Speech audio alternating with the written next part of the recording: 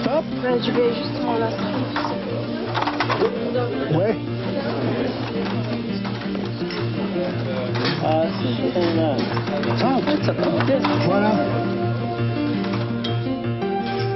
Well, it will actually be on your converging angle, I think. But you know, if it's something along these, as they're looking to each other, and it's just shifting like this, you're just holding the two. And I'm going to ask Tracy, where am I out of shot? Are my feet out of shot here? Trace? My feet out? Am I in shot? So the lighting in, with the light turned on, it will be seen from this point of view first. As little as possible. Because when you give the face more, then everything changes again. And now we have, I would say, alcohol the same. Oh, his face inside, where have we forgotten? Okay, everybody still, please.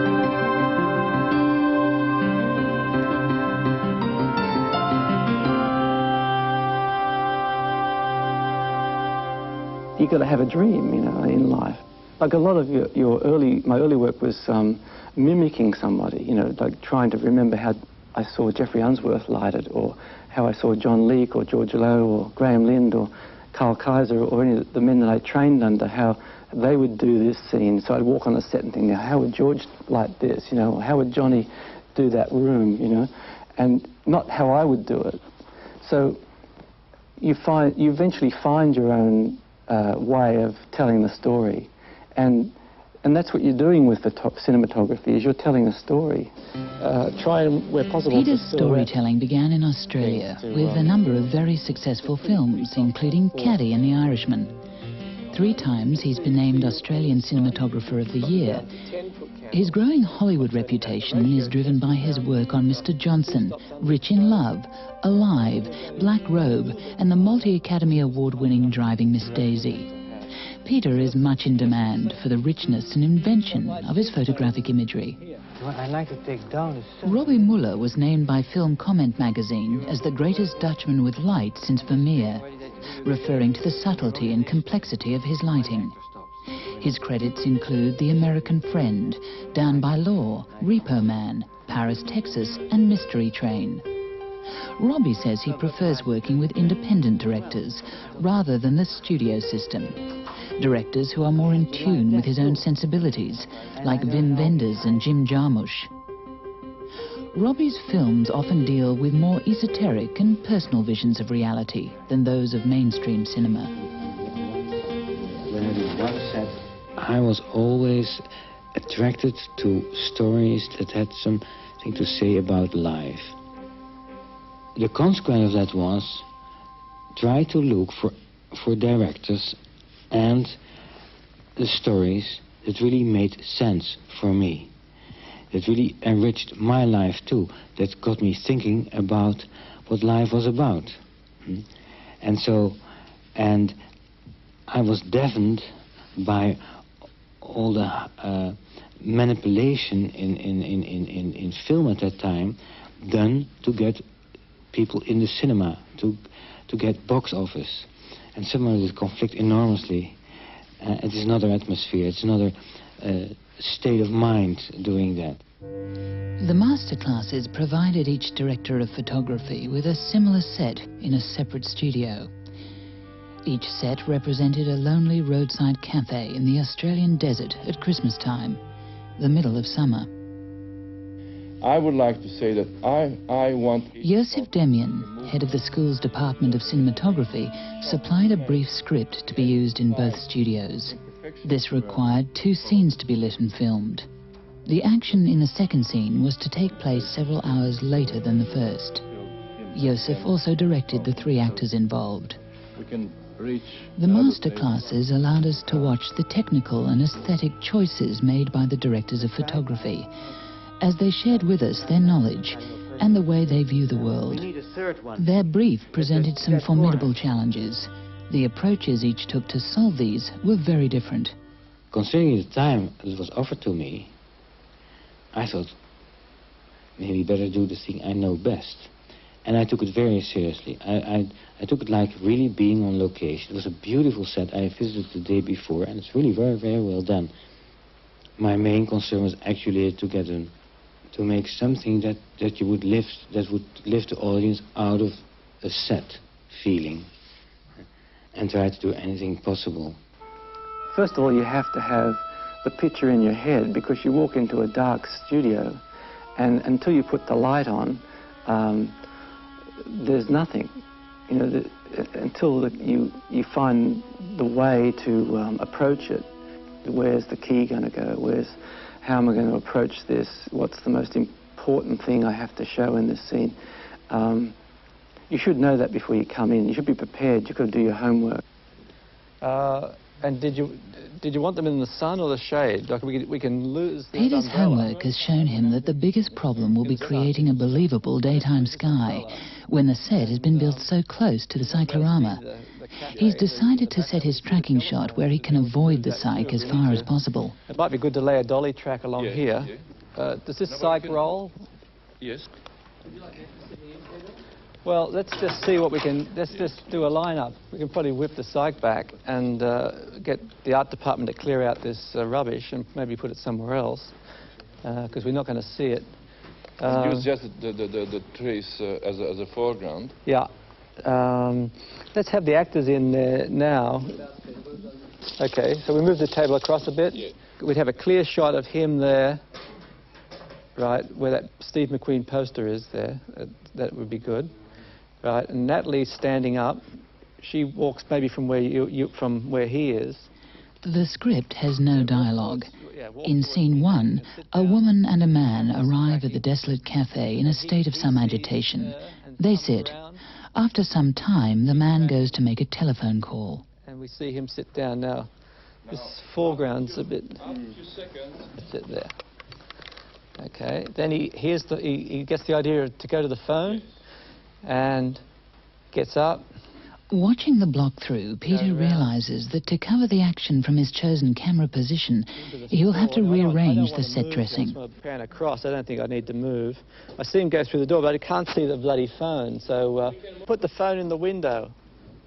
Even though the art director has put the set together for you, it's not always exactly where the director needs it or where you need it to tell the story. So we had to move a few things around, the blocking, to suit the camera so that we could dress foreground pieces, oil bottles in the foreground and an old crank pump. Move the telephone into the windows where it was in a position where it was better seen for the actor later on. And move the tables where the actors have to sit in the foreground. Cheated them around.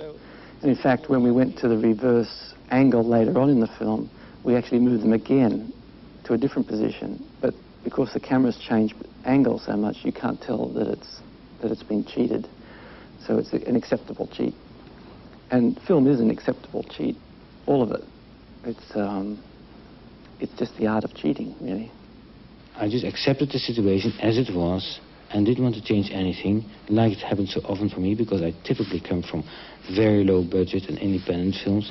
And so that's the way I went into this studio. I said, well, this is what we have to film. Let's get started with the stuff that we have. Read the thing.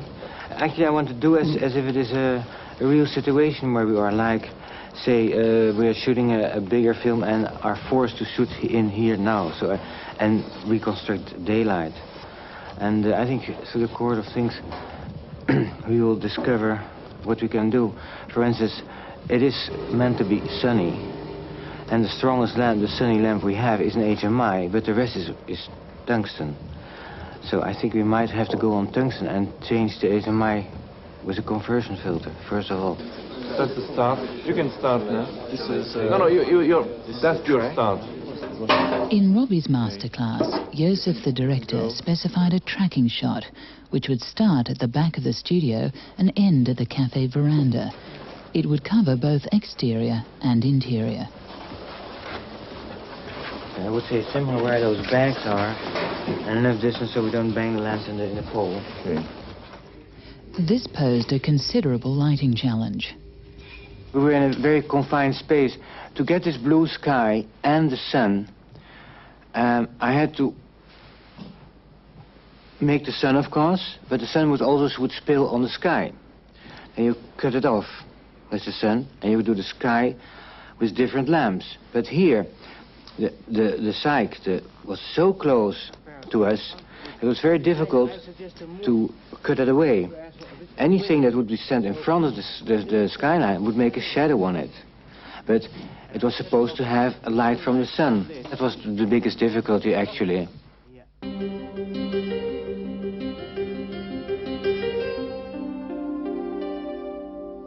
Robbie's first shot starts as the couple arrives at the cafe. They sit down at one of the tables outside.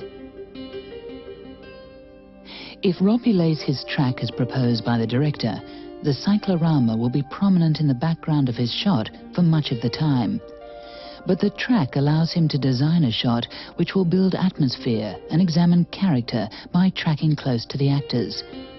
He accepts the challenge, and so will have to deal directly with the cyc problem, whereas Peter's track position allows him to virtually avoid the cyclorama. You've decided very cleverly and pragmatically not to show the sky. Do you think you will see the sky ever in this coverage? Oh, well, I hope not. For an Australian outback sky, this is definitely wrong. And I'd have the art department paint this sort of a cyan blue, graduated. And then I'd light it with blue light.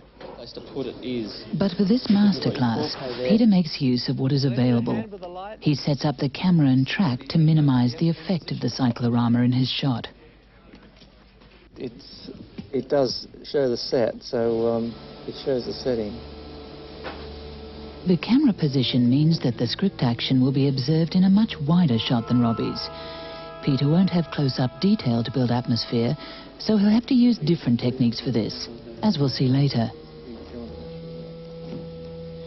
As Peter starts to light, we see that he has already made certain preparations. I took the liberty earlier to put these lights up here to give a basic overall daylight sort of fill. And I've got a 12K HMI I put outside the door to give us long shadows and the feeling of a big source like the sun a long way away. And because we're shooting with 96 film, and we found from our exposure latitude test that we want to rate it at 320 ASA, I'm going to have to put a full CTO and plus a half CTO on that light to get it to be orange. Peter's sun, a 12K HMI with 1.5 CTO, was set up on the steps outside the studio door to give it height and distance. The overhead lights he referred to were two 5K soft north lights with half blues on each to provide a daylight fill. Each had a black skirt to cut the light off the background. A third 5K soft light was set on the same angle as the sun to add to the key. This was left ungelled. Peter's track was laid behind the trees and debris at the back of the set. His shot would cover the action by tracking from right to left. We'll get the video split hooked up first, maybe. So we've got 40-foot candles here, and we decided that 40-foot candles gives us 3.2. If I'm doing a big set, I like to work in foot candles because then it's consistent. Doesn't matter if I change the shutter speed or if I change filters, I need to have X amount of foot candles. Because of the doorway here, we've got no sunlight hitting the foreground, so we've got to put another shaft of light on the same angle as the other one to light the foreground. The foreground shaft of sunlight is a 5K Fresnel with a half CTO. This has to be cut off the area already lit by the HMI sun and the 3 overhead soft lights, so there's no double shadow in the set. Don't cut it off there. Good. Okay. Now, because the lamp's placed correctly, it gets the light on the tree, but you can still take the light off the Eat at Joe's sign. So we can do this technically if we want. We can read the amount of light we've got coming out of the key light, and that's about 80-foot candles. And then if I read the amount of light coming out of this light, I've got about 80 foot candles too, so that now these two lights match. And we've still got this petrol bowser in the way, but we don't want the shadow on the table because it detracts from the hot thing. We never see the petrol bowser. So we must just get rid of it altogether and bring it back in when we need it. Repositioning the petrol pump into the background of the shot is important, as the pump helps to establish the purpose for the roadside cafe being there. Whoa. How's that? Yeah, it's good if it gets a flare on it. Yeah, because that makes it nice and hot. Yeah, we want hot things. Well, how many foot candles did we say we had? We had nearly 100 foot candles, and we know that 100 foot candles at 320 ASA, we have T5.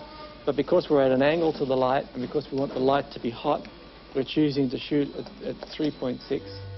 That means that I don't want the fill to be very bright at all. I want the fill to be at least 2 stops underexposed. So that means the fill light has to be 1.8, or in foot candle terms, 12 foot candles. The fill is coming from the 2 overhead soft lights and from bounced sight lights behind the camera. The 3rd overhead soft light serves a different purpose. I'm using that as part of my key. I'm reading that along with the sunlight. So you can't believe your meter. That's the first thing you learn. A meter cannot tell you the exposure, because the exposure is dependent on a whole lot of factors, like what speed the camera's running at, what filters you have in, how you want it to look, bright or dark, what ASA you have in. There's a whole lot of emotional factors too that you want to come into play. But what you need to know is the mood and the ratios that you want to achieve. So in that ratio test, we found that 2 stops underexposed was a pretty good contrasty ratio. It wasn't really an exterior ratio. It's more like 2.5 stops would be a good exterior ratio. But what I want to do now is I want to introduce some golden light as if it's coming from the ground. So what I'm going to do here is get 2 separate light sources. One to shine up into her face there, right? So it's coming off the ground as if it's the sunlight bouncing off the outback. And then light her face there with a golden glow, and it gets underneath her hat. Then the other one I'll put down here, and we'll hide it under these trees, so it lights his face, so we get a little bit of a glow out of that. And he's got a blue light coming from the side of his face, so if it's the blue sky, which is sky's always bluer further from the sun. So there's a bit of a mixture there. We've got to add a little bit of blue light over there on the background. In fact, we mightn't make it as blue as over here. We may make it a little bit whiter. Peter made this effect by setting 1 5K Fresnel and 3 5K sight lights on the rear sight, camera left, with full blues on each.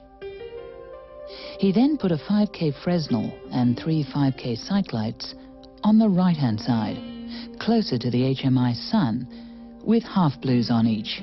This established a very realistic look, quite different from Robbie Muller's. Around 4, 5, 6, because you have now front light, huh? That's a different. Well, they don't change very much. The table is around 5, 6. I want to reconstruct also a little bit this outback feeling I had when I was shooting there, where the sky was pretty intense blue, the red sand, and I just played the game that you come there in the outback, and what do you have? The sun and the blue sky already. I just want to be as close to outback feeling as I could, what I saw. The same angle. Robbie's approach was perhaps more impressionistic than Peter's natural realism. Their interiors continued these themes. Peter's shot is wide. His interior will be seen at a distance through the cafe window. Because the camera's so far away, you can get away with a slight angle shift. You know, it doesn't have to come exactly from this part of the earth that is lit. You can take it off to the side a little bit and maybe or off to the side on the other side. The man on the phone was cross-lit from inside the cafe window. Peter also discussed highlighting him by adding a shaft of light through the door. The room will be given an overall blue tinge to make it appear cooler than outside. So we've got about 11-foot candles on that. Yeah. Which looks about right, doesn't it? And what we're going to do is, instead of lighting him with a strong shaft of light, I'm going to put a strong shaft of light in the background coming through the door, so he'll be a silhouette. So his hat will now start to cut out against some brightly lit thing. So you've got to always consider like a checkerboard effect. Think in terms of black and white, not in terms of color separation, where you get a clean profile against something, so you don't have poles or things running through people's profiles. And try and, where possible, to silhouette things, to stagger them. Inside the cafe, Peter set 2 misers, each with 216 diffusion and half CTO, to light the man at the telephone, as though this were reflected ambience from the ground outside. A 2K Fresnel with a quarter blue was bounced off a whiteboard in the back corner to add the cooler interior feeling. And a 5K Fresnel with a half CTO gave a shaft of sunlight through the side door, lighting the plastic strip curtain, the cash register, and the wall seen behind the telephone conversation. For his exterior, as well as the 12K HMI, the 3 overhead soft lights, and the blue sight lighting already shown, Peter bounced 4 ungelled 5K sight lights off the rear cyclorama to add fill. He set a 5K Fresnel with a half CTO, which represented sunlight for the foreground of his shot, and a flag which cut this light off the area already lit by the key. In front of the trees and anthills, Peter concealed 2 2K soft lights with full CTO and ND filters to balance their levels. These filled the actors' faces under their hats with a golden glow, as though reflecting from the hot sand. As well as lighting, Peter will build atmosphere by bringing in other devices. You have to constantly be looking at the light and looking at the elements, because the cinematographer is in charge of all of the elements. It's sort of you're a magical person in a way. You can you have the power in cinema to make it snow, rain, lightning, water to come from different directions, dust. Whatever you want. That of a stone? Yeah, that's all part of it. Like, they may be considered special effects by everybody, but they come under the cinematographer. So Peter adds the illusion of heat haze, wind and dust to heighten the sense of reality. Okay, here we go. So wind.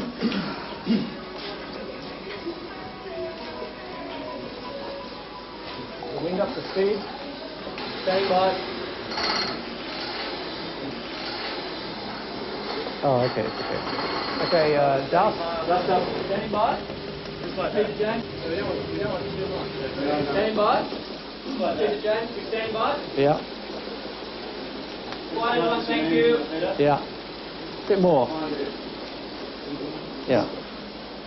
Peter's using a zoom lens set at 30mm with a quarter pro mist filter. The stop is a third closed 2.8. Action. We thought to start on the tables and chairs and the tin fence, so you don't really know where you are, and then move the camera so that you, as the actors move, you pan to reveal the building into which they travel. Then you don't declare everything at once, and you slowly reveal where they are.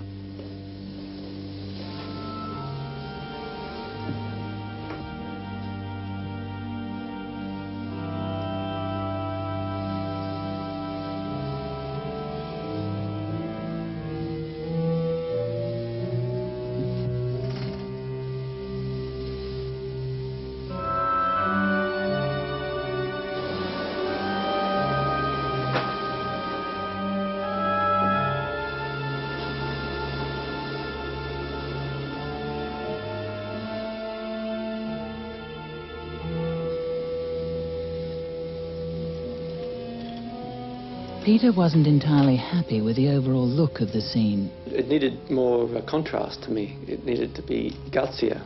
The orange colour wasn't as orange as I thought it would be. But basically, we just needed more light on the set. But the moment you're in a studio and you're under control, the tendency is not to go contrasty enough. And this was a classic example of not going contrasty enough. Like to eye, it looked quite good. But quite good is wrong. It should look bad. It should look it should look extremely contrasty. Okay. We are cutting that, yeah. I think, Tony Gavher, I think we have to continue that cut. Robbie has blocked through the action and designed the speed and timing of his tracking shot. He's now working with a gaffer to cut all the sunlight off the cyclorama so the blue cyc lighting won't be affected. This is taking a lot of time, and he has asked the camera crew and director to rehearse and polish the move while he continues lighting. Yeah. Ignore me, start working, because I think it's good to do it parallel sometimes, because that we gain time. I would suggest we have a movement for you as well to see that just roughly how the things are happening. Okay, can we have I'm looking. Ready? And action.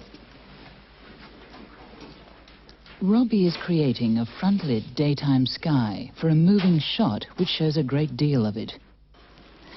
He could have persuaded the director to change the shot and made his lighting much easier.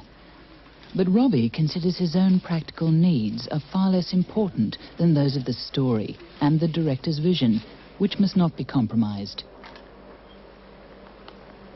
I hate to influence the director in a sense and say that's not possible, to only think of my job.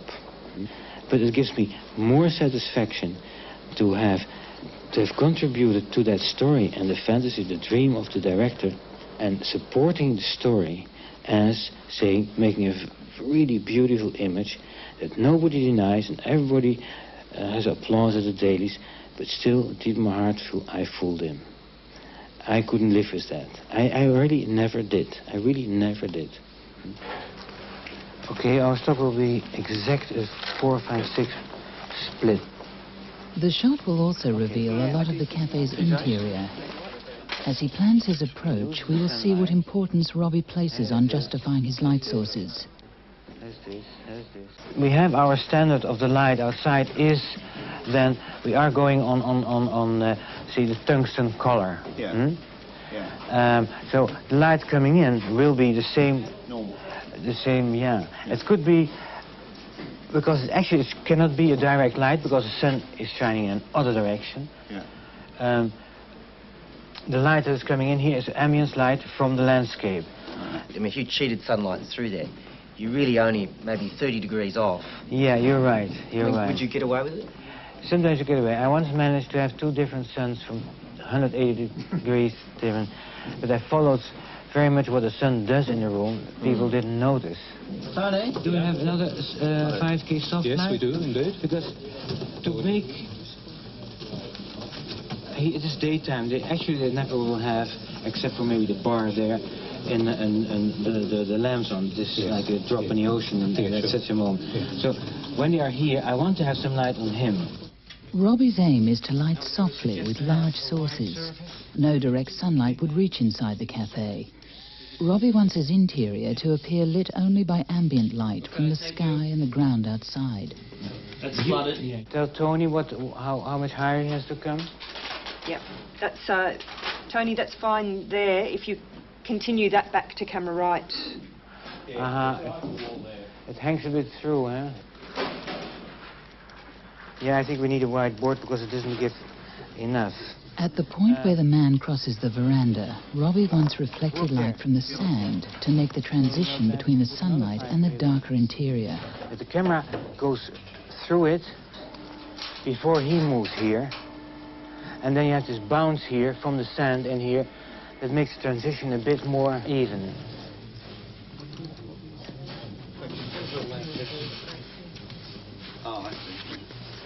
Yeah, that's it, huh? A miser is set up to give a rim light to the man at the telephone, and the phone itself is painstakingly lit. Yeah.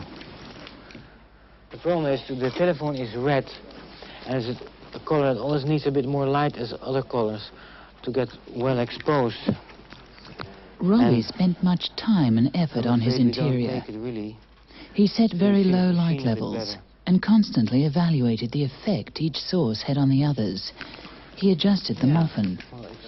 He knew that the masterclass wouldn't allow enough time to achieve total satisfaction with his lighting, but he was determined to succeed in the mood he wanted to create.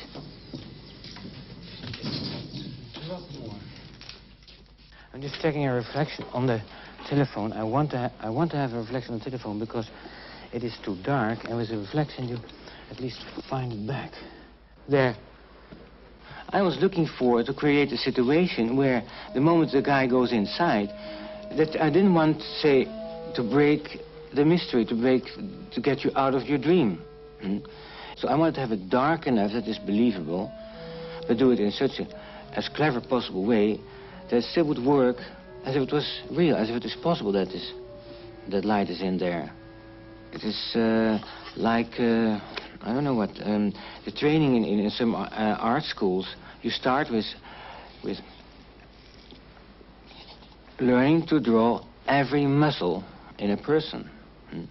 And I have the old-fashioned opinion that it is very good to know how you hold your pencil or your brush. When you can do that, then you can start making abstractions and still not missing any essential thing in it. Robbie's sun at 12K HMI with full CTO was set as high as possible on the lighting grid, but it was still lower than Peter's, making Robbie's shot later in the day. A half-stop net was added to keep the light level constant through the actor's move. The blue sky came from 4 5K cyclights and 2 open-face 2Ks set around the cyclorama, with a double layer of full blue on each. 2 5K Fresnels bounced off whiteboards on the sand to light underneath the veranda roof for the man's walk inside. For his interior, Robbie set a 5K soft light through the back window. A 5K Fresnel shone through a frame of 216 diffusion at the front window. An Arri 800 was bounced off a whiteboard in the right-hand front corner of the cafe, and a black skirt cut the light off the actor at the telephone. A miser gave a rim light to the man's face. And another Arri 800 was placed on the floor, bouncing off the mirrored cabinet to provide a kick for the telephone. After several further rehearsals, Robbie was ready to shoot. Roll camera. Set. Action. The zoom is set at 25mm and the stop is 4 1/3.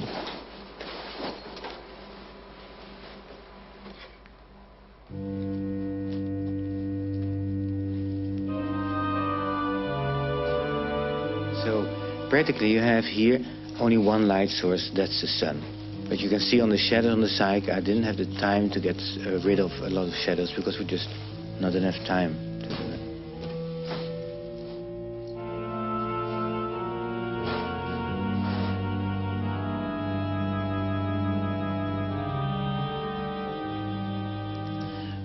The faces are about 1 stop over.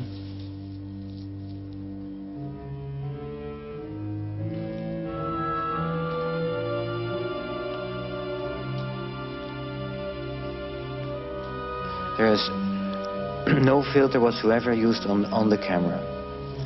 The sun is an HMI 12K. I just made, with the CTO, I brought it to the 3200.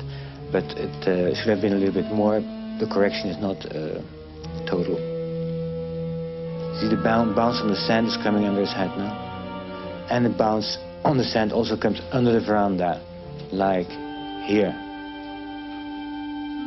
Here's a part I wasn't finished there. I want to cut that off so you don't see that the bounce that is done there lights up the wall too much. I was afraid that the telephone would not come right or would be too dark. I made a little bit of a kick in the telephone.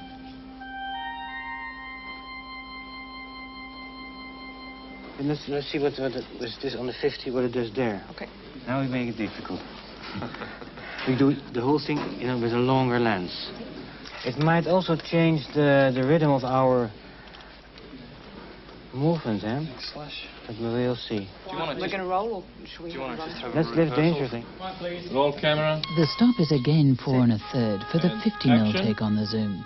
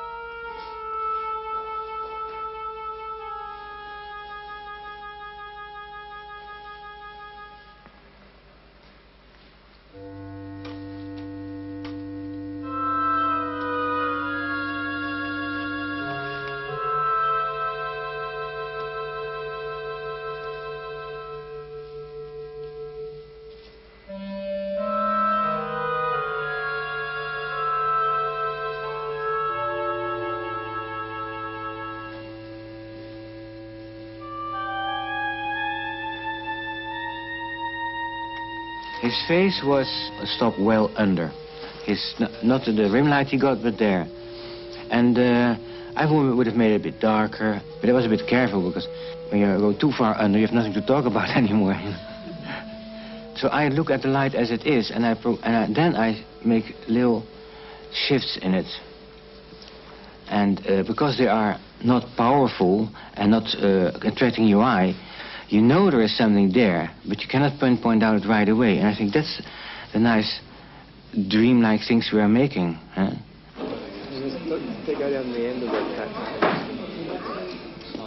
Peter's second scene will take place after sunset, and the script will introduce a third character. This will influence the mood that Peter will establish for his shot. So what we want to create here is a ambient glow of the twilight. So we want to get rid of all this yellow light because it's long past sunset, and this color gel is a nice color for twilight. And if you mix this with blue, it gives you a nice effect. So what we'll do is we'll drop the sight back again and put some lavender on every other one of these lights, like lavender on one, then blue on another, full blue on another, then lavender and full blue. So we get a mixture of lavender and full blue. Yeah.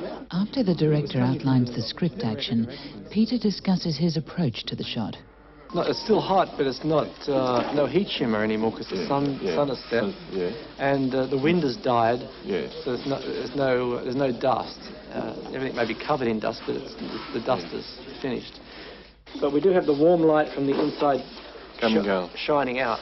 So I would have to darken this light down, by 2 stops if I wanted to shoot at 2, because I don't want it to be the correct exposure. I want it to be 2 stops dark. Or I can brighten the inside. Now brightening the inside is more difficult to do because we've got little lights and we'd have to get bigger lights to do the same job, and it would be a bit difficult because if this outside is 2, then we'd have to shoot at 4 and build the lights up inside to halfway 4 and 5, 6, which is quite a lot of light. So it's really going to make it easier for us to darken the ambient level. And this is sort of just really duplicating a natural situation. But at the same time, we can make it quite dramatic just by the colouring and the ambience. And we might also make this light into a fluorescent light. And if we get a colour temperature meter, we want to read that and see what colour that is. In fact, if it's green, it might be quite nice to have a green light inside the cafe because it makes it tacky. It's 555. The camera will be quite close to the cafe door. It will show the fluorescent light and also the corner where the man will make a second phone call. The different colours will create the ambience. Just to shine back on the window. Okay, we got it. I don't want it to be photo corrected. light? Is it a... It is, but... how many watts is it? It's 75 watt photo corrected, but we can run it dim. Give us 150 watt photo corrected, and we'll run it at... we'll run it about 200. Anyway, we'll just run it up and down. 10 volts or something like that. Yeah. The outside practical is boosted and a 1K is concealed under the eaves above it. This will bathe the tables outside the door in a warm glow. We've got almost correctly exposed backlight coming onto the people and onto the other guy over here, which is good. That's working out very well. Inside the place, we've got pretty flat lit fluorescent lighting, which is a little bit underexposed, believe it or not. It's the sort of lighting you would get from a fluorescent light out of in a cafe. So it's blue-green in colour. Now, sometimes it's nice to make those sort of things really bright, because fluorescent lighting is generally bright. And then when you make it really bright, it cleans itself up a bit, and just the shadows go green, and everything else goes sort of white. But here we've got it's just a bit underexposed, so it's actually going to be a much stronger in colour. You know, it's sort of dim it's not dark, but it's not bright either. So it actually should be a little bit brighter.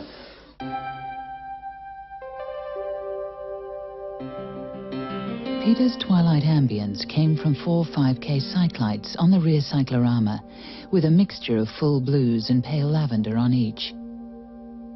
A 5K Fresnel with half blue and pale lavender was set on the right-hand cyc.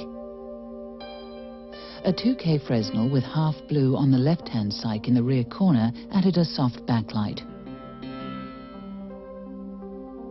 And a 5K Fresnel with half blue and pale lavender was bounced off the cafe wall for a twilight glow in the background of the shot.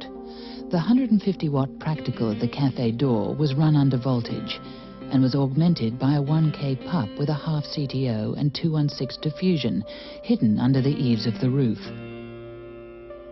Inside the cafe, another 1K pup with half CTO and 216 diffusion shone through the side window, lighting the third character outside. And a miser, also with half CTO and 216 diffusion, was set high in the front corner, directed at the man on the telephone. The general interior ambience came from 2 standard domestic 40-watt fluoros, the extra one set on a C-stand and directed towards the telephone. Finally, a 2K Fresnel with full blue and a white flame green was bounced off a whiteboard in the right-hand corner. The stop was 2.8 on a 25mm lens. And action.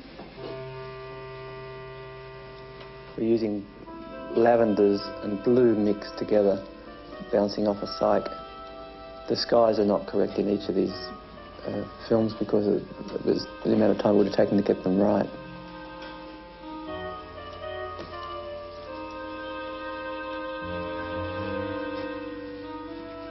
Peter ordered 2 different grades for this second shot. He preferred the darker one.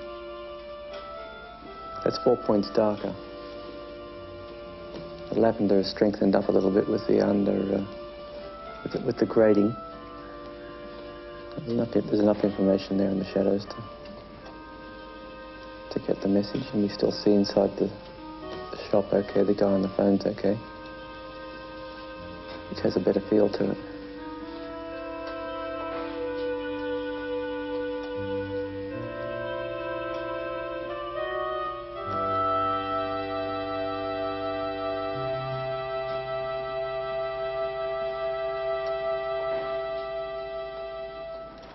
So I put a filter, an extra filter in front of the sun. I made it warmer to indicate it's later in the day. So on the HMI is now a full correction plus half.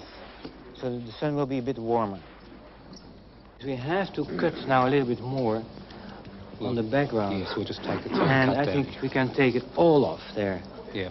Also over the fence. Yes. Yeah, and let's put on the 2 cycs there another blue again. So we have then 3 blues in front of it. Yeah, or from the movement we'll find out that she looked before. She doesn't want. Joseph discusses the action for the three characters in the final scene, and Robbie sets up the shot. Peter made his scene twilight. Robbie's sun will still be in the sky, though very low. I want to give the impression that the sun now is able to go behind and just touch something here. So, Problem is you have light on. Yeah, that's the next thing. We've cut it from above. direction for you? Would you like to go higher? No, that's okay. That's okay. And just bring in the cutter just a little bit in here, a little bit. So this is still gets light from all the way there. So we forget this one. We just switch it off. Yeah? We switch it off. I think we can also lose the one on the floor there where you are. Save it. Yeah, save it. So, and now I like to bring down this one. So yeah, he had around easy 7. I don't know what Unico says. Yeah, it was a 7, yes.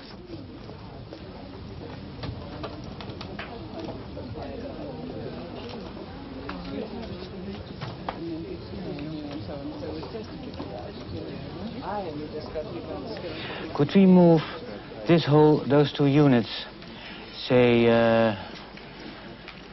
1.5 meter backwards, both of them?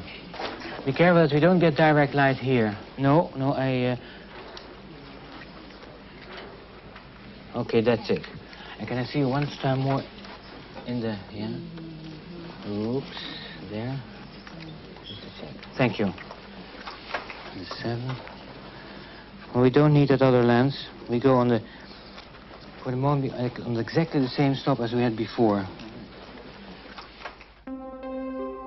For this later scene, Robbie moved his HMI sun further into the corner, lowered it and added a half CTO and a top edge cutter to keep it off the cafe. He retained the same cyc lighting he had in scene 1, but added more blue. Instead of 3 layers of gel, he used a single layer of medium blue number 132 on all these lights. A 5K Fresnel with full CTO simulated last rays of sunlight in the background of his shot. The 2 5K Fresnels and the white bounce boards were moved back to reduce the light level and to give a greater angle of fill on the actors' faces. For the interior, Robbie kept the 5K Fresnel shining through the 216 screen at the front window. The practical fluoro was lowered and directed at the telephone. And an Arri 800 with a quarter blue was bounced off a whiteboard in the top left-hand corner to add a low general ambience. Roll camera. Robbie is using a 35mm lens, and the stop is again 4 1/3.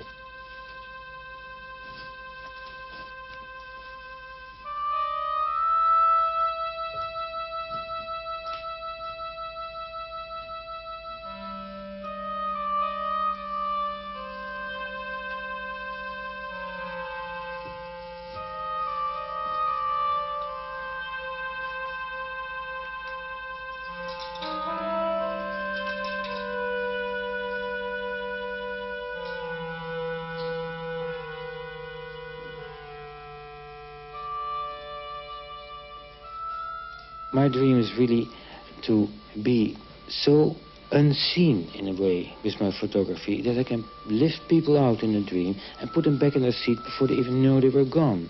Not giving the alibi of, oh, this was just a film, but that I managed to come so close to them that they cannot escape anymore. And when they go out of the cinema, not talking about the camera, acrobatics and the stunts, but what the film was about. It's clear that Robbie Muller and Peter James have different aims and approaches. Perhaps this stems from an underlying difference in philosophy, how each feels his talent is best used in the art and in the business of filmmaking. But there are great similarities in the way both achieve their aims on a more technical level. Their masterclass rushes show how each cinematographer has given 2 isolated script fragments a context and a meaning in many subtle and different ways.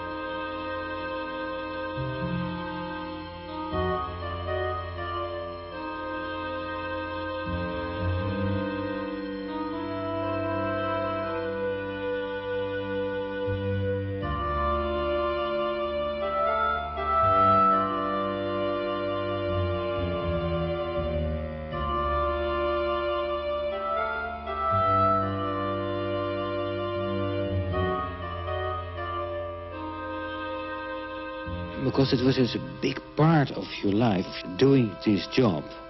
I suddenly said to myself, better that doing those films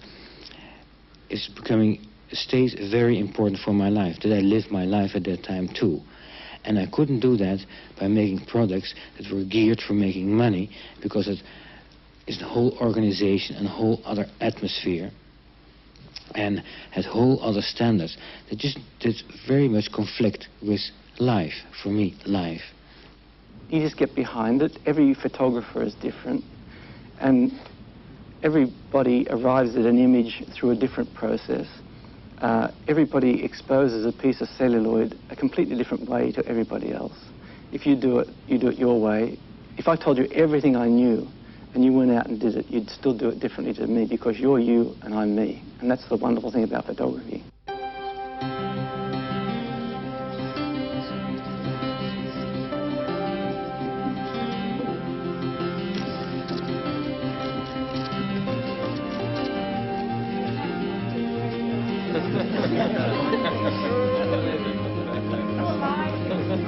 One of our international cinematographers is missing. Hang on.